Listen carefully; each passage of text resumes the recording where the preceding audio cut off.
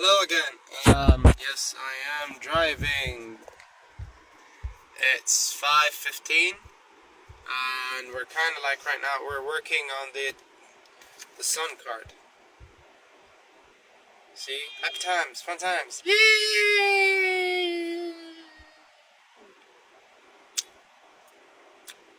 So, here's the symbolism: a kid on a horse.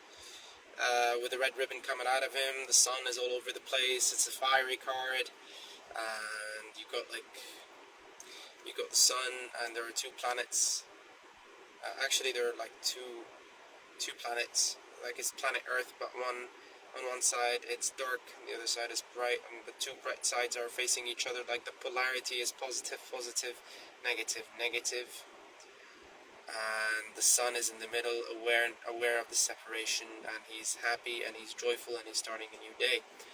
So the first thing I want to talk about in this video is New Dawn.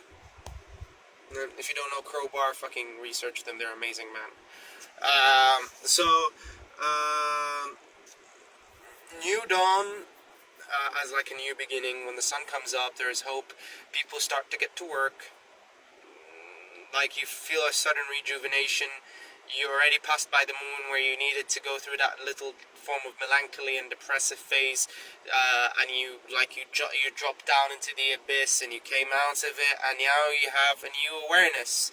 You notice the synchronicities happening around you, and once you do notice the synchronicities happening around you, you kind of understand the causality that caused those synchronicities, what you have done, regardless of the other factors that led to this synchronicity. What have you done to be in alignment with those factors to occur?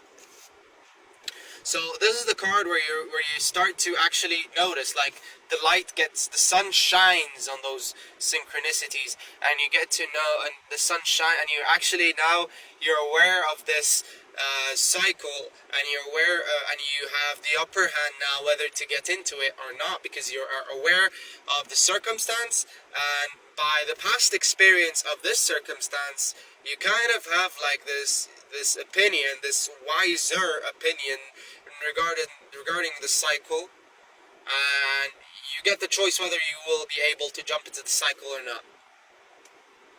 The second thing is hope. So we talked about hope before, and how it's best to have hopes in your own resources more than having hope in the other's opinion and their appreciation and whatnot. The sun, since you are aware of the circumstance and you started trusting yourself after moving by the star and knowing whom to trust, and knowing the circumstances of trusting the other, and the circumstances of the levels that you should value the other. Now you're aware of all that stuff, so you kind of have an upper hand on the next circumstance. And the funny part is that what happened to me is that I found cycles that I thought ended last year, or the last marathon, or whatever you're gonna call it, of cycles, and voila, tuck tuck tuck tuck tuck tuck tuck, things have been recurring. It's a fucking crazy shit. Like, it's repetition, and it's like Groundhog Day. It's weird shit. The difference is, you know what's tempting you, when a good thing is tempting you, and when a potentially unhealthy thing is tempting you. And I remember this might seem as contradictory to what I was saying yesterday about instincts and how you should follow instincts. Of course you should follow instincts, but if something that you followed your instincts about have got you a bad result, at least don't be the initiator. And if the other person initiates, or the other party in the circumstance initiates their attraction to your presence, then go with the flow, but don't put any expectations, because you want to put your expectations, as I said, when it comes to hope is magnification of expectation with a positive sense. The better way of seeing it is to put your hope in your own resources, and even when you get an old prospect, asking for your presence in their life, or whatever it is. The best way to do it, in my opinion, is to go with the flow. Don't reject anyone. Just go with the flow. And allow the synchronicity to actually teach you what you need to learn, because obviously there are some stuff that you didn't let go of since the past experience, and this is the part where you are actually, how you're going to deal with the situation will help you to hopefully help you get over those little insecurities that allowed you to re-attract this circumstance again.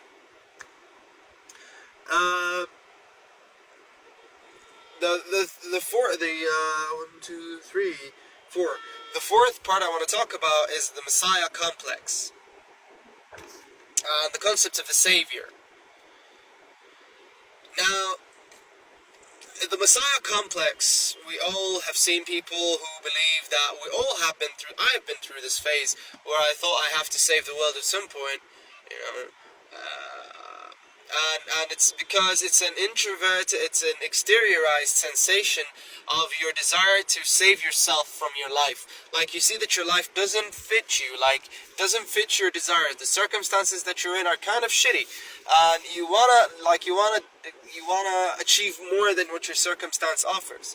So what you do is you exteriorize your ideal selves as your father and your mother, and if your father and your mother are not accepting, you further exteriorize them on your friends and your acquaintances and your lovers and whatnot, and you try to save them out of dilemmas and bullshit that they're living in. But at the end of the day, all of that is just an exteriorization of how you want to save yourself from your circumstance due to lack of acceptance of your circumstance, and due to feeling that you are a victim of your own circumstance due to inability of you to actually being able to manipulate the circumstance to your advantage.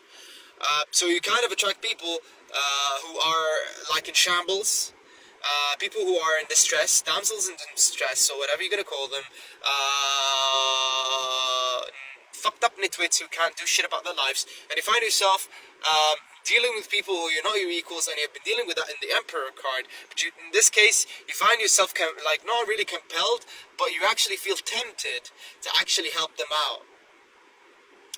And there's this song by Mars Volta. I don't know if you know them, but I recommend the song that you listen to it so you can get the feeling of how this card means. There is this song called it's from, let me find it. Mars Volta. I can't believe I'm doing this while driving. Who gives a fuck? Mars Volta. Yes, it's from the album The Lost in Comatorium, and the song is called Intersiatic. Right? The song is called Intersiatic, ESP. And the song really, really sums up the whole thing. It really does. Like he says, last night I found lepers, and then he goes on and describing them and whatnot, and then he says, after that, he says that after he helped him, he became one of them. He became lost. After he found his way, he helped those people who seemed lost, and then he got lost again. The compulsion behind that is the desire for you to actually work on your circumstance, and it seems to you at the beginning, if you're going to go on it from a Freudian sense, it seems to you in the beginning as some sort of what are you going to call it, as an exteriorization on your parents, because you see that your father and mother are not having the ideal. You kind of realize that your ideal desire for your father and mother and how you want them to be is not the ideal situation, but you have been perceiving it as the ideal situation since the day you were born, because you haven't seen anything other than that, and you have been jealous while you're comparing those lives, the other people's lives towards your mother and father's lives, to allow yourself to feel as an individual, because you have a goal, an unconscious goal, to reach that self, which is the mother and the father in the interpretation of what you learned when you were growing up. Now there's Now we're going to talk more in the next video.